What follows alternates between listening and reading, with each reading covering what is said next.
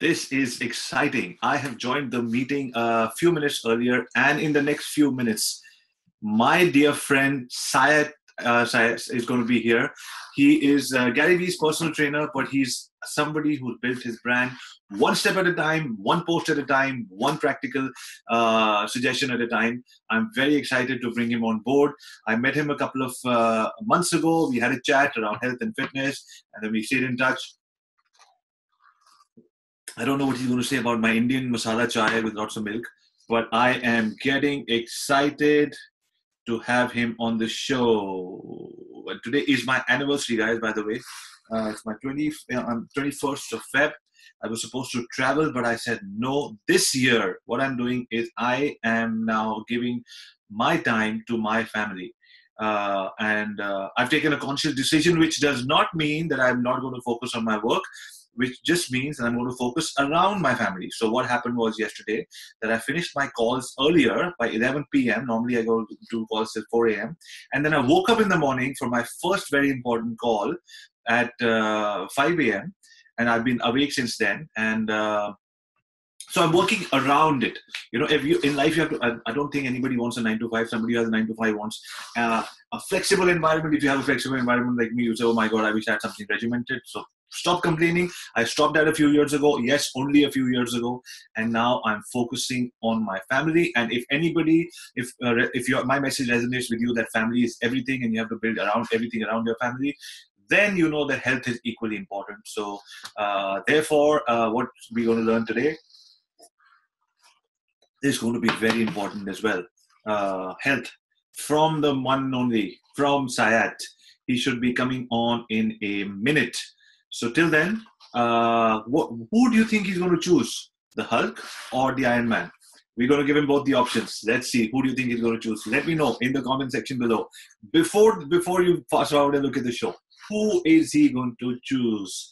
I have a feeling he's going to be the Hulk, but I could be wrong. And I hope I'm wrong because it makes the show more interesting then, because the audience wins, and that's the idea, right?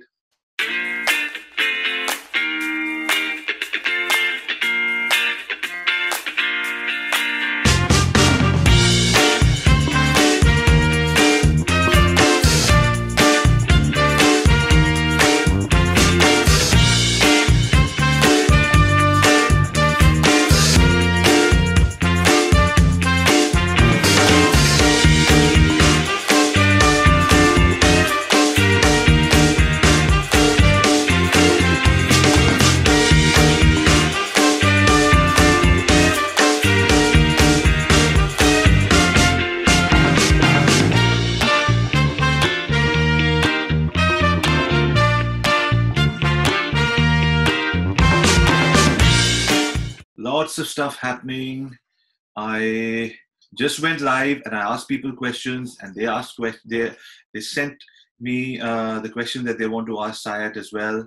I hope I'm pronouncing the name right. I'm going to ask him again. Syatt, is the name correct? Okay. In any minute, 10 a.m. Time should be on anytime soon. I can recheck. If there's an email, yes. Absolutely, bang on time. How are you doing, my friend? Okay, I have to admit him first. Admit. Yo, hey, what's up, man? How are you doing? Finally, I'm good. How are you?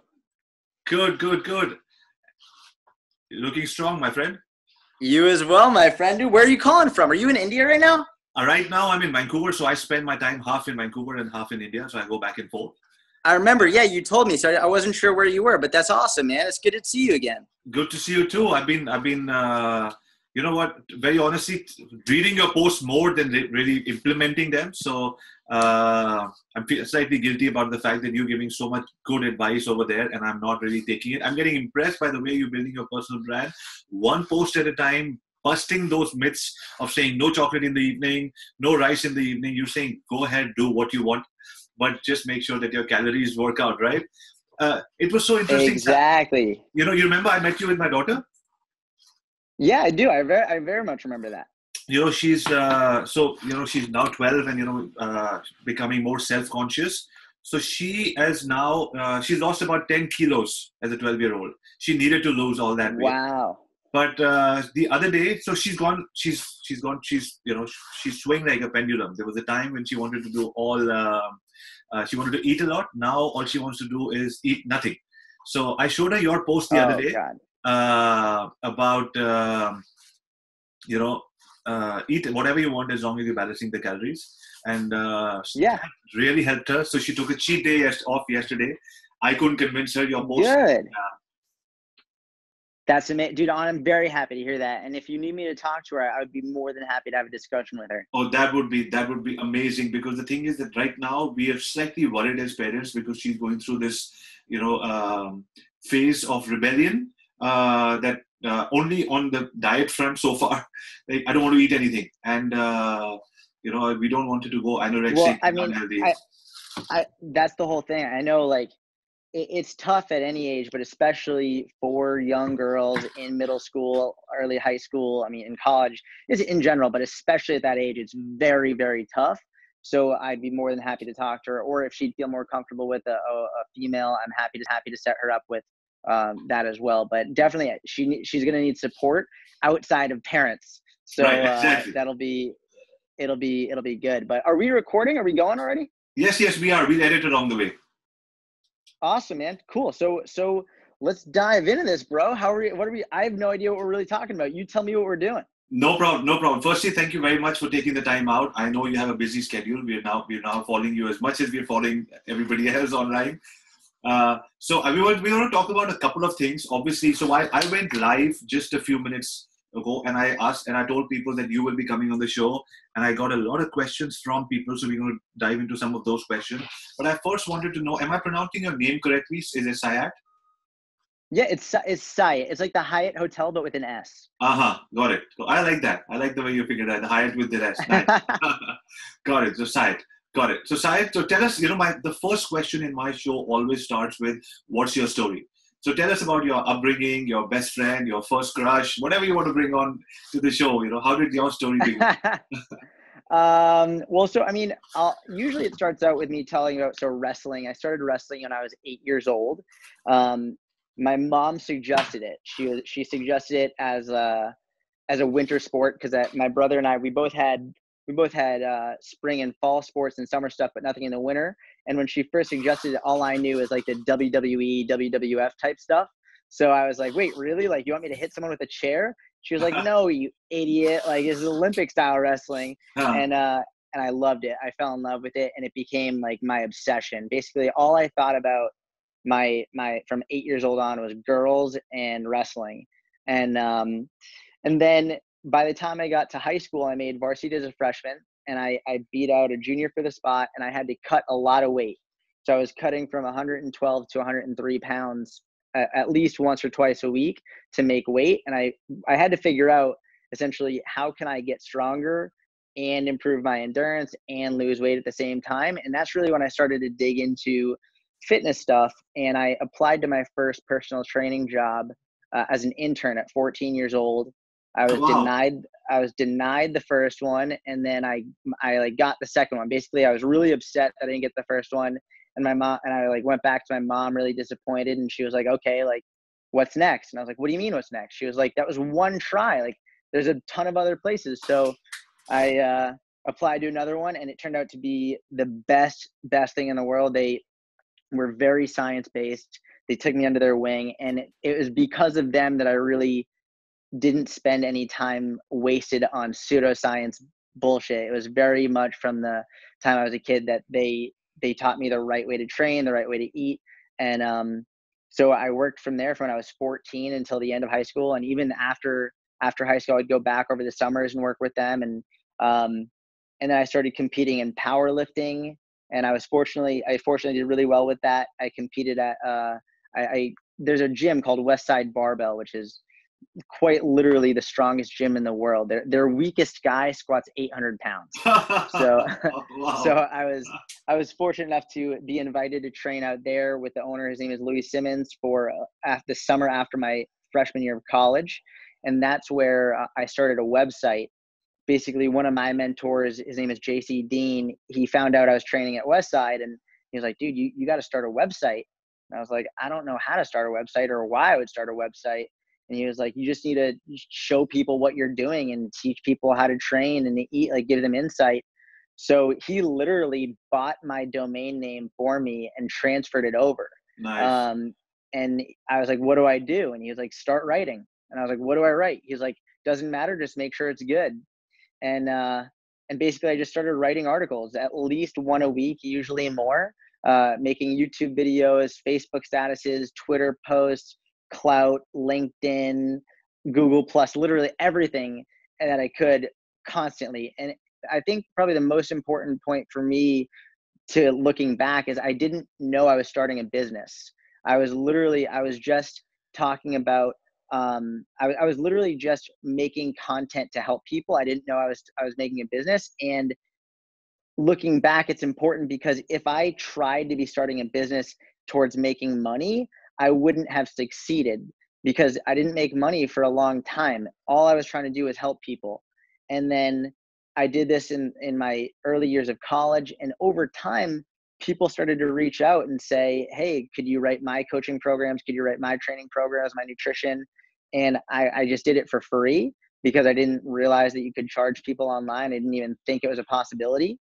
And then it got to be so much, it was like such a big load of work that I finally got a PayPal account and I started charging people. Nice. And by the time I graduated college, I didn't have to work for anybody else. And so from there, I graduated college and I went back to Boston for a little bit and I moved to Israel. I spent a lot of time in Israel. I took a year off between high school and college. I lived in Israel for a year. And basically I moved back and just worked for my computer. And then Gary Vaynerchuk, I got a great opportunity to be his coach because his previous coach had found my content online, and they invited me to coach Gary when the other coach was done. And now that's what I do. I basically coach Gary, and then I do my online business when I'm not with Gary.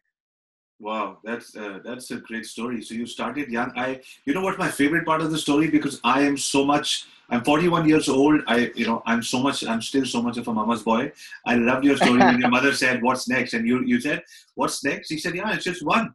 You just knocked at one door until your second door opened for you. For some people, it could be the 100th door. For some people, it could be the first door. But you kept knocking, right? That's Man, amazing." it was one of the best lessons ever. And my mom, she's strict. She's a hard ass. She doesn't take any shit. She's like very, very like she's very like just blunt, and she just go get it. And Right. I think I don't think if it was for her, I wouldn't be able to do anything I've done. And it's funny. She will never take any credit for anything I do ever. And I was always like, why? Like I like to give her credit. And she's like, nope, because if you fuck up, I don't want to take credit for that. So that's just her attitude. But I Sure. mean, she's taught me a lot about life and how one failure is not the end of it all. One failure is literally just the next step to getting to success. Love it, love it.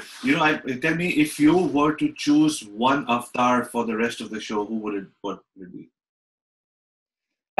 I'm gonna go with the Hulk.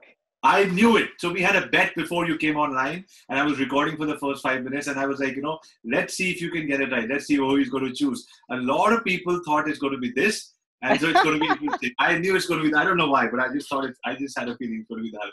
So I don't like to win beyond my, over and above my audience, but I do like to win over and above my audience. I love it. Okay. That's awesome. So the Hulk is going Which to be. one would you choose? It depends on which part, which mind frame I'm at. If I want to bust through something that is blocking me, then I'll choose the Hulk, because I just feel the Hulk just breaks through everything. And so this is sort of a patient guy. He's transforming one step at a time, the Iron Man. Got it. Yeah. I like so that. That's just me. That's just me. And I'm old school, so I don't have these powers that this guy has. It's more brute force. I love your wrestling part. I grew up obese. So I did not take part in any sport. Okay. I didn't take part in any act. The only game that I became very good at was table tennis, which required the least. I'm 6'3". I'm a really large guy, and everybody in my family, my father, my grandfather, everybody said that you have genetics to become a basketball player or cricket player or whatever. I did not have the genetics to get out of bed in the morning. So I didn't play any sport throughout. And all my life, I've yo-yoed with weight. And it's just now recently that when I'm hearing, people like yourself, when you started the interview saying that I wanted to learn how to eat right. So, because most of us don't think that this is something you need to learn. It's not a science. Why do I need to learn how to? It should work on itself by itself. So that brings me to my second section, which is about how the best part about your posts is that you're very subtly, without offending anybody, breaking all myths. Or maybe I can say you're getting back to the basics, saying that it's the intake versus the out. Plus and the minus, and trying to balance out and all of that. So tell us what is it at 20? My first question would be at 20, 30, 40, 50, and 60. Do you have to have a different diet, or the same formula works throughout? Well, number one, it depends on your goals and what you want to achieve. So, I mean, usually what will happen is as you get older and with everything in life, I mean, that's sort of like asking when you're 20, 30, 40, 50, 60, should you have the same business plan, right? Like as you go build a business, your business evolves and it changes and your lifestyle changes. And maybe when you're 20, you can do whatever the hell you want and you can work all you want and not worry. But when you're 40 and you have more responsibilities, you have to figure out how to balance it more. So, I mean, as you get older and your body changes and you might get more allergies, or you might realize something doesn't make you feel good, or maybe instead of trying to look good in a bathing suit, now you're more focused on just waking up without heartburn, right? So everything will change. And if the goal is fat loss, if that's the goal, if the goal is just to lose fat, right, then it will always come down to calories in, calories out. That is, it doesn't matter if you're 22 years old or 82 years old. It will always be calories in, calories out. Now, as you get older and as your weight changes and muscle mass changes and metabolism changes, the amount of calories you need to eat will change for sure, but it doesn't take away the fact that if you're eating too many calories, you'll gain fat, and if you're eating fewer calories than your body needs, you'll lose fat. That's a fact, and you can't get away from it. So from a fat loss perspective, your calories, the calorie in, calories out always holds true, but from a different lifestyle perspective, like you can eat different foods, you can change like the frequency in which you eat, there's a lot that you can vary so long as you're within your calories. So tell me, so a lot of people, I've literally witnessed a lot of people drop a lot of weight by wiping off rice or carbs from their diet, just wiping it off. That's one. The other thing I've seen is a lot of people have lost genuine weight by not eating after, say, 7 in the evening. So, so now how does that correlate to calories in versus calories out? Can I eat at 12 at night and then go to sleep right after, even if my calories are totally imbalanced? Or 100%. Absolutely. Okay. You can eat any time of day you want. It doesn't 200 calories at 2 p.m. are the same as 200 calories at 2 a.m. Right? It's calories a calorie.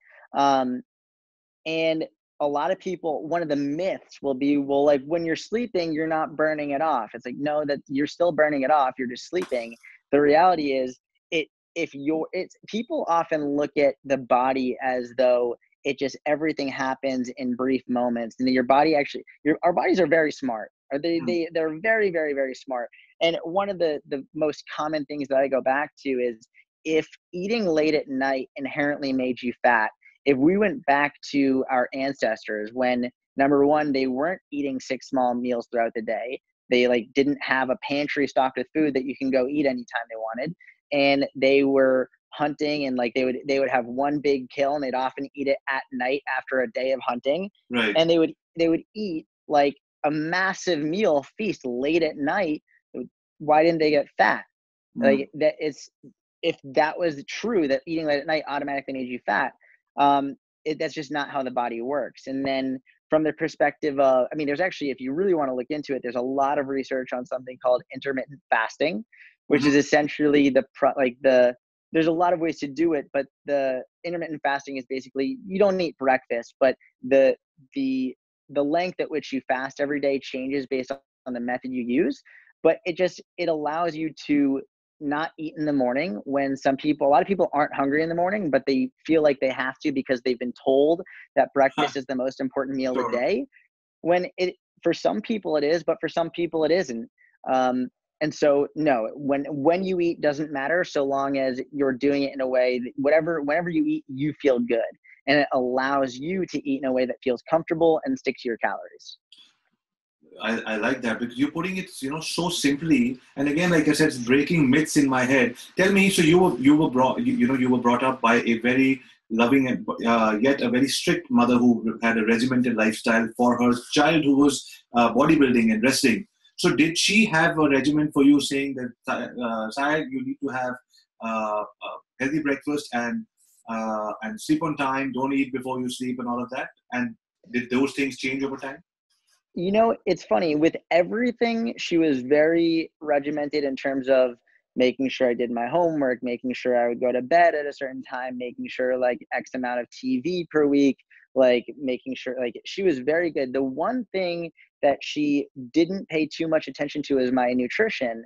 And I'm actually the only one in my entire family who pays attention to my health. Like everyone else is actually pretty overweight. They don't really do any sports or nutrition or anything. And I was very lucky that I'm genetically blessed in that I'm an athlete. I was born into being an athlete, and thank God, because what people do is they like what they're good at, right? If you're good at something, you'll like it and you'll do it. And I was fortunate to be very coordinated, very fast, very athletic. And so I went to athletics, and I was awful in school. I hated school, hated studying. I was terrible at it. I was in special education classes. So any chance I got, I would do an athletic event rather than school event. And there are stories. My mom will always tell me stories of when I was a kid. We're at a birthday party. They'd be handing out cake. And this is before I know anything about health. Like, I was not really brought up in a health conscious house. I didn't know anything. And they'd be handing out cake. And I would literally just be like, I don't really want any, just because I didn't like it. And I would instead ask for watermelon or fruit, not because of health, literally just because I enjoyed it more. Nice. So, and my mom, she would always laugh. She'd tell me, she's like, what kid says no to cake and asks for fruit?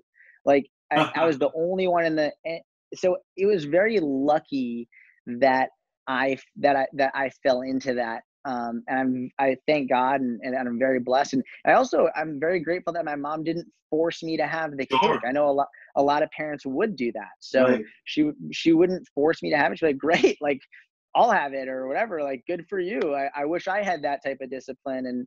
And so that's sort of how that happened. But I think that what happened was, as I progressed as an athlete and did more as an athlete, the more I became regimented with it myself, because I learned how to be regimented from what she had done otherwise. Got it. Interesting. So that's what my daughter is going through, that she's going to parties and she's not eating anything, and she's coming, but she's feeling guilty about it. So I want her to get, so I will, I'll take you up on that offer to maybe have a chat with her on that, because sometimes let me talk to her. Sure. There's a lot that goes on at that age too, especially with parties, and especially, man, they're brutal. I mean, guys are tough, but girls are brutal. Sure. And most of my clients are women. I've worked with literally thousands and thousands of women, and there's a lot that men don't know that goes on behind the scenes. Right. And I know for a fact that a lot of young girls, they won't eat, not because they aren't hungry and not because they don't want to, but because they feel like the other girls are judging them. Right. And because there's like this standard that women are supposed to look a certain way. Sure. I can almost guarantee you she's feeling pressured in some sense. Sure. And she might feel uncomfortable talking to her parents about it. Exactly. Not because you're not a great parent, just because it's not always easy to talk to your parent about 100%. I agree with that. Yeah. So yeah, we'll get to that, and that would help her a lot. So to tell me, I just want to dig deeper into this, because this is something a lot of people want to know. So what about those people who've lost weight just by giving up rice or not eating after 8 o'clock? So is that temporary weight loss, or do you think that Well, it was not an isolated move? They did that plus counting all the calories. well, no. So the thing is, what I always say is calories always count, but you don't need to count calories, if that makes sense. Like, just because every calorie counts doesn't mean you can't lose weight not counting them.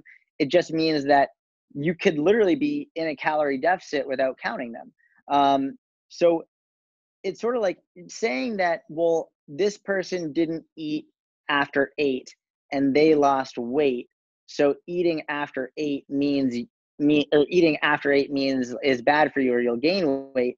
It's correlational. It's not causational. It's so like it doesn't mean anything definitive. It's like, well, great, that person didn't eat after 8 and they lost weight. That's cool. But there are other people who eat any time of night and they'll lose weight as well, as long as their calories are in check. And if you think about it, by putting a time limit on which you stop eating, you will inherently eat less calories, right? So let's say someone says, after 8, I'm done. They have their dinner and they might have a small dessert. 8 o'clock, boom, I'm done. Whereas if they hadn't set that stop, maybe they would have had another 300, 400, 500, 1,000 A lot of people will eat a lot at night and not realize it, and they could have prevented themselves eating another 500 calories. You do that on a consistent basis, you'll gain weight. So it might just be that they were eating less calories, right? That makes sense. I've always seen that the time that I lose weight is the times in my life when I get more sleep. And if I'm not sleeping, something happens that my workout stops working. I'm working out, but it doesn't work. And I need to get a few good days of continuous sleep. And then the body sort of drops the pounds. Well, let me ask you this. What are you doing during the times that you're not sleeping? Are you working? I'm on these kind of calls with my different offices all the time. Got it. So like during the times in your life where you notice that you're not sleeping as much, is it because you're working more? Is that it? Yes. Got it. And so could it be that while you're working more, you might also be eating a little bit more? You might, like, whether it's stress eating or maybe you're having a drink or something, maybe you might not even realize it. Now that you mention it, yeah, a little bit here and there. And then not to mention that, but then you'll be tired because you didn't get as much to sleep, and then you won't work out. And now all of a sudden you're not burning as many calories and you're eating a few more, and that's enough to tip the scale. Okay. So God is in the details. It's all in the details. And it's funny because most people who struggle to lose weight, but they're doing a lot of things right, they mainly focus on what they're doing right, and they forget, it's not conscious, it's subconsciously, they forget how many little things they're doing that will add up to it not making progress. They'll be like, well, yeah, I mean, I snack here and there, I might have a handful of nuts, but if you actually calculate how many calories are in their nuts, like they're having 400, 500 calories worth of nuts in a day. Right. And when most people hear that, they're like, no, that's bullshit. But then when they actually weigh it out and look, it's like, oh my God, I was literally eating an entire extra meal's worth of calories and nuts, and they didn't even think about it. Right. That is so powerful. Yeah. I'll never forget this story. I had one client, his name is Jerry. He's still a client. He's been a client of mine for over 5 years online. And in the first 3 months, he was struggling a lot to lose weight. He initially lost about 10 or 12 pounds. He was doing great. And then he was stuck for several months. He wasn't losing weight. And I always start people on the minimum effective dose in terms of, I don't want to do too much. Like, I want just the minimum amount. So if they're making an error in their calories, it could very easily stall them out. And I was saying, are you sure you're tracking everything and going over everything? And he was like, man, this isn't working, blah, blah, blah.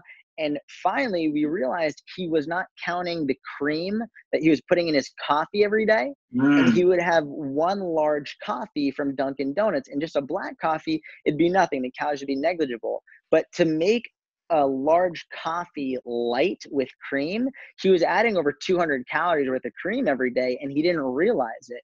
Once he started tracking that, now he started losing weight like pop. Wow.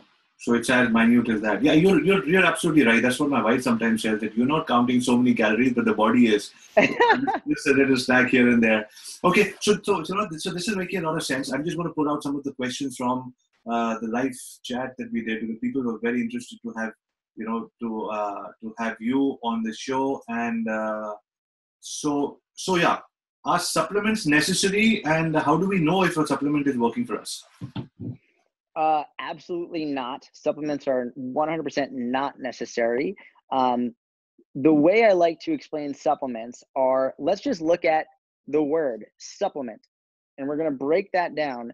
Supplements are meant to be supplementary, right? They're like, when you have everything else perfect, then you can add what is supplementary to your perfect regimen. So the way I always phrase it is, if you are not going to the gym consistently at least 3 days a week, every week for 2 years straight, and if you are not eating within your calories, like consistently 80% of the time for 2 years straight, you have no business taking supplements. There's no reason to. There's no reason to. You have to earn the right to use supplements, because the only people that supplements are really going to help are the people who are at a very high level of fitness and have something to gain by the teeny little bit that they actually do offer. Because if you are not in that level of advanced training, advanced nutrition, they're going to do nothing, because you're not doing enough to actually make it work. Wow, I've never heard that before. This is so powerful. It's just because I think so. What most people do is, including myself, it just feels nice and fancy. And you see all these beefed up guys having supplements. You're like, I need to have that. And just having the supplement makes you feel good about yourself. But the supplement in itself, now that I'm thinking, has a lot of calories as well, right? Or sugar coated and all of that. Yeah.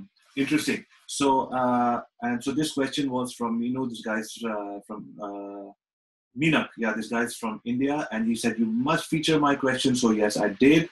We have a couple of them, but I'm going to go. Yeah. So there's another lady with a similar name. She says, I have gynecomastia. You know what that is? Yep. Okay. It's caused due to thyroid and hormonal imbalance. So is it treatable via exercise? This is a woman who has that, or a male? This is a male. Yeah. Okay. So he needs to see a doctor about that. Okay. I don't know what he's taking. I don't know if he's doing anything with drugs or anything, but that's a very common issue when people are taking drugs without not supervised by a doctor. It's not treatable with exercise. You need to see a doctor. Got it. And then we have one more question, which is, please advise for getting rid of cellulite, toning, and feeling energetic at 51. I've never exercised before. How should I start? So the question is, I've never exercised before. How do I start? Yes. The first thing I want to say is, go to Google and type in cellulite, Syatt Fitness, and YouTube. And my video on cellulite is going to come up. It is very, very important, because the way that the fitness industry tries to sell creams and exercise programs and products towards cellulite, they try and sell it in a way that says cellulite is number one. They make it seem like it's a bad thing. Cellulite, I think it's 97% of women have cellulite.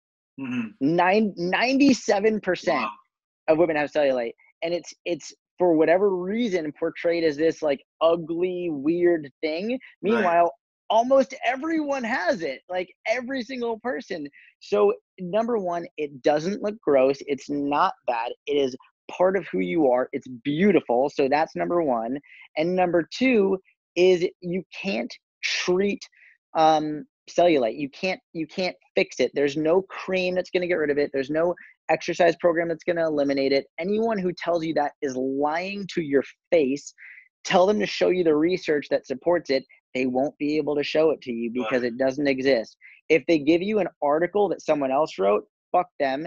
They need to show you an actual legitimate scientific research paper, and I can tell you it doesn't exist. So that's number one. Number two is starting exercise as a beginner. If you've never done anything, something is always better than nothing. Always, always, always. So if that means starting with a 10-minute walk a couple times a week, great. If that means starting by like taking soup cans and lifting them up and like just doing like 3 sets of 10, I would rather you do that than nothing at all. But something as simple as going to, like, literally you could do it at home. You could just do squats at home with your body weight, squats at home. You could do push-ups at home. If you can't do push-ups on the ground, elevate your hands, put them on a table so you're higher up at an angle. It makes them easier, but it doesn't matter if they're easier. Like that's a good thing. You should do it with good range of motion, good technique until you can work your way down to the floor and do that. You can always do something. This is amazing. Before we get to the next section, I wanted to say while I'm talking to you, you're such a different person on camera now. I remember, the first time I saw you was on I think it was on the one of the Ask Gary V's where Gary asked you to when he introduced you to everyone and he said, repeat everybody's name again, and you did it.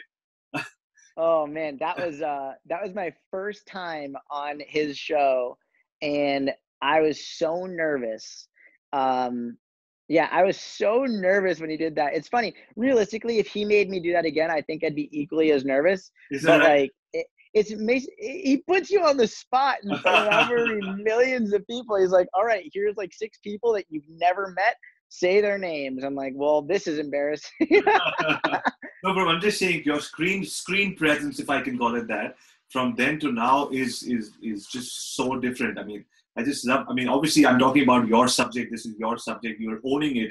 And I'm loving every single bit of it because this is one of, it's not right for me to, say, to single out one show amongst the others because every guest who comes in has given me their precious time. But I'm enjoying this the most because I'm relating it to myself more than most.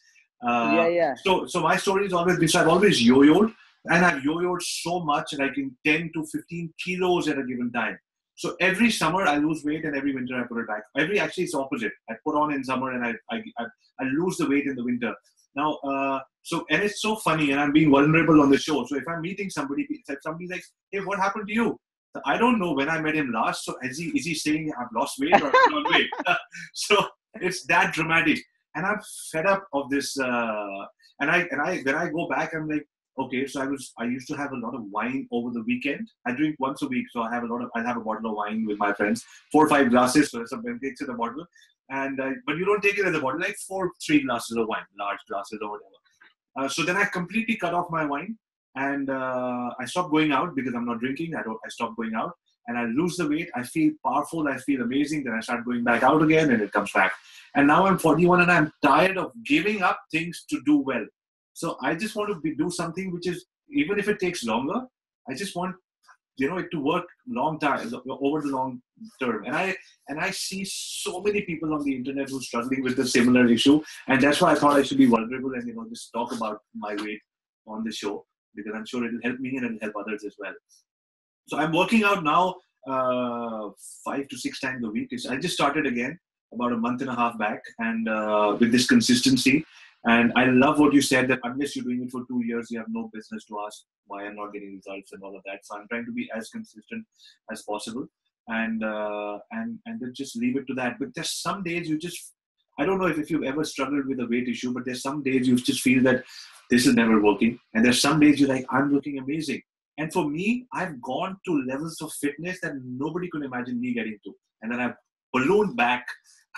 So it's well, what happened? Tell me, like, what happened when you were doing that and you got to such a high level of fitness?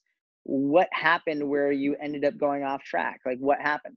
I just feel strong, invincible, and I just feel that the urge to go to the gym is not as much because I don't need to do it. So I'll take a few days off and I'll indulge. And then that sort of spirals me downwards. It's crazy. So let me ask you this: when you indulge, do you then feel guilty about it? Is it like you're like, oh shoot, like I screwed up type thing, or is it more just like what do you feel like after you indulge? I don't feel guilty because I'm in that level of fitness that it's not really showing. I start feeling bad when it starts showing. So I push myself to that level, and then I'm like, so I never backtracked and looked at patterns. I always looked at isolated events or saying this month was this or that month was this. But I now realize while I'm talking to you, the first 20 minutes when you spoke about things, I'm thinking to myself that the calories go up, the workout goes down. And so there is no 24-month period of consistency. Yep. And I mean, like, you know better than anyone. If you did that with business, you'd be screwed, right? If 100%. you right, if you went all in on your business for a couple months and then you're like, fuck it, and took a couple months off, like, you wouldn't have a business, right? It's constant. You got to be consistent with it. And that business and fitness go hand in hand in terms of analogies for each other.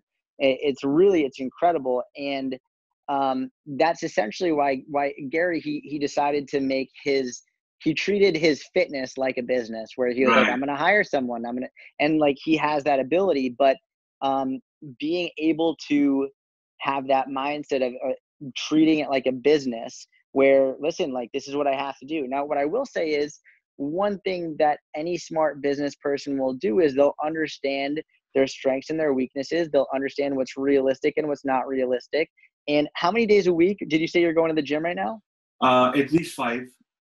Well, let me ask you this. Do you think you could go 5 days a week, every week for 3 years straight? I don't That was your answer. That's your answer right there. Before you even said anything, that's your answer, which means that you need to make a change now before you get to the point where you're burned out and you don't want to go anymore. Okay. Because if you continue with this, you will burn out and you will go back.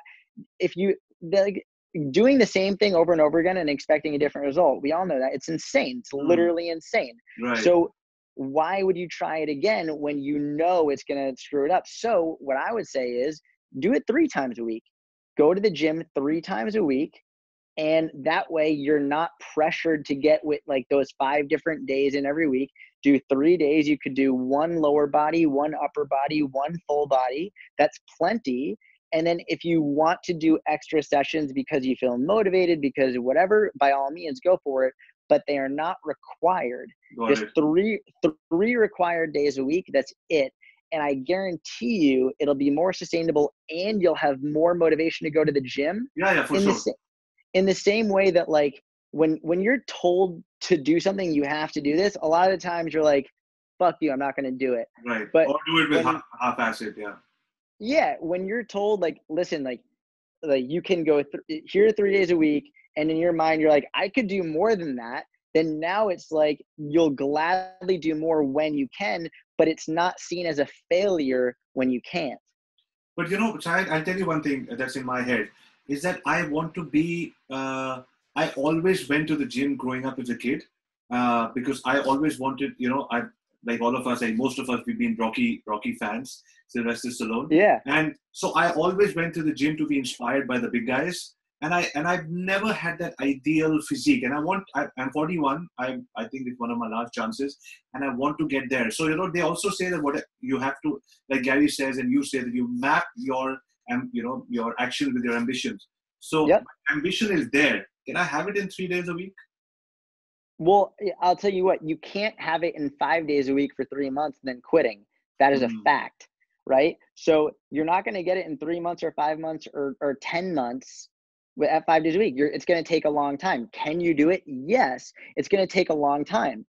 So you have to figure out, what is my best way to get there? Okay. If I know it's going to take 3 years, right? And you just said you can't do 5 days a week for 3 years straight. Right. I would rather you go for a full year consistently for 3 days a week, maybe an extra session here and there. And then after that year, you see amazing progress. You love the gym. Now you're not going to stop. And you can say, you know what, I'll go 4 days a week now. And then you can see how that goes.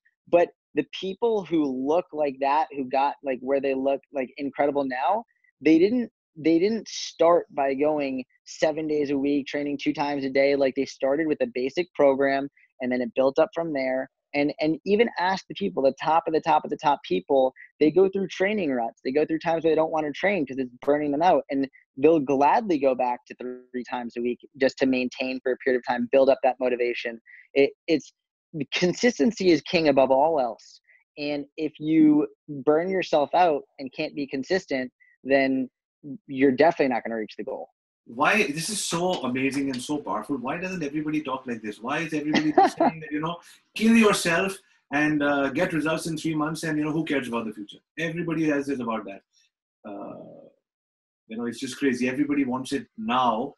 and everybody's selling now also to the world that, the life is now and do it now, otherwise it never happens. And so a lot of people, so this consistency, why I wanted to bring this up was because I just saw that this is something a lot of people are shy of bringing up. And I thought if I bring it up, people will resonate more with this. So if you're working out 3 times a week, should you work out then 2 hours or maybe double time so that you're taking care of, because you said it's calorie intake versus calorie, it's plus minus. So I'm only losing X amount of calories by going 3 times. So that means my diet has to go lower than if I was. That means that's where your diet is king. It means that I don't make up for it in more time at the gym, make up for it in really being smart with your nutrition. And it's funny because I'll tell you what, if I could pay a lot of money to make it so that I could exercise away my calories and eat whatever I wanted, I would. Okay, sure. I would way rather go to the gym for 2 hours a day and eat whatever I wanted and be shredded than actually pay attention to my nutrition. I would way rather that, but that's not how this works. You actually have to be smart with your nutrition and pay attention to it, because unless you're training like Michael Phelps, like someone who's training 8 hours a day, burning unbelievable amounts of calories, you shouldn't worry about how many calories you're burning, because odds are it's not enough. And you really need to pay attention to how much you're eating. I'm going to watch this interview so many times. And this is, I asked for 45 minutes. We are almost up, so I don't want to take more of your time. But, I will request you maybe in a couple of months, whenever you have more time, to do a round 2, because there's so many questions that, that are going to remain unanswered on health and fitness. It's just, is there a book coming out? Is there is there a website? Is there, what can people do to get more of you? So Instagram right now and YouTube is big for me. That I'm really big in that. So Instagram, it's Syatt Fitness. YouTube, just Jordan Syatt. I just actually recently started a podcast. It's called the Jordan Syatt Mini Podcast. So there's a lot of places to find me. My website, syattfitness.com. So plenty of places to reach me, and a lot of content going out every day. So if somebody wants to enroll in one of your programs, so they go to your website and they book a call with you, or how does that work? Or can they buy something online? Yeah, so basically, as of right now, they just email me. Just email me to Jordan, JORDAN, @syattfitness.com. And I speak with each person individually. And number one, see if they're a good fit for a program. And just because I don't want to sell someone something that they're not a good fit for. Sure. And if I don't want anyone wasting money on something that isn't right for them. So I talk to you. We figure it out if you're a good fit for coaching, or my inner circle is really where a lot of people are going lately. And if you are, great. And if not, then I will personally find you a coach who's a better fit. Okay. Excellent. This has been, for me, I'm not just saying it because at the end of every show I have to say something aloud.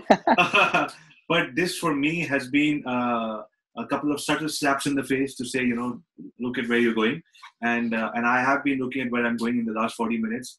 And I've been eating a lot of nuts, so I'm not counting exactly what you said, cream in the coffee and all of that. Not really cream, but all of those extra add-ons. If I now think about that, I'm like, I've been fooling myself. And I need to watch this interview a couple of times more and show it to my daughter as well when she comes back from school later today. Well, give me the link when it's published, and I'll share it with my Instagram and everything and my email list. And I appreciate it. Honestly, I do a lot of these, and you are a great host. I love talking to you. Hopefully I get to see you again soon. And really, thank you for having me. Not at all. I'm scheduling to come to your office sometime very soon. So I will come and say hello to you. And I always like to do a push-up challenge with people who can do way more push-up than I am. But I still like to do that, and I like to do it with you when I meet you next time. Thank you so much.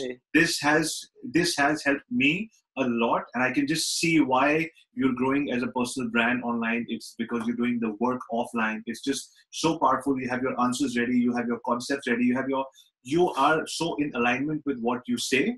You don't have, they say that when people think before and they try to be in alignment and they're not truly in alignment, their eyes go to the right because they're trying to fetch an image of themselves. And they say when people are looking at you and talking, that means, I just learned it from somewhere. I don't know how true it is, but they say there's so much in alignment. So I just see that alignment in what you're saying. And I just wish I had met you. I wish we were buddies in college. So we could box together or wrestle together, I would have been in a better shape now. But nevertheless, I will take on a challenge and I will get back in shape. Syatt, thank you very much for being part of the show. And I look forward to launching it in the next 2 weeks. And I'll send you the link for sure. Amazing. Thank you so much, my friend. It was great to talk to you. Please keep me posted, and I'll talk to you very soon, okay? 100%. Cheers. Have a good day, my man. Bye-bye.